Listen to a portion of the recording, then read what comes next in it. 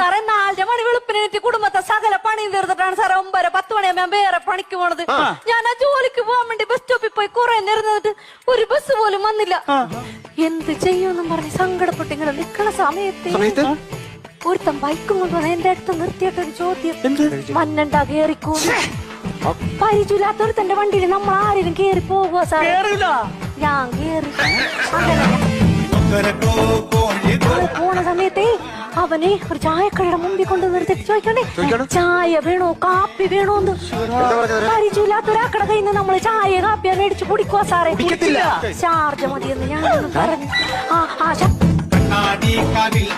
ഞാൻ കുടിച്ചോണ്ടിരിക്കണ സമയത്തുണ്ടല്ലോ അവൻ വേറൊരു തമാശ, നമുക്കൊരു സിനിമക്ക് പോയാലോ? പരിചയമില്ലാത്തവരുടെ കൂടെ നമ്മൾ ആരെങ്കിലും സിനിമക്ക് പോകുക സാറേ?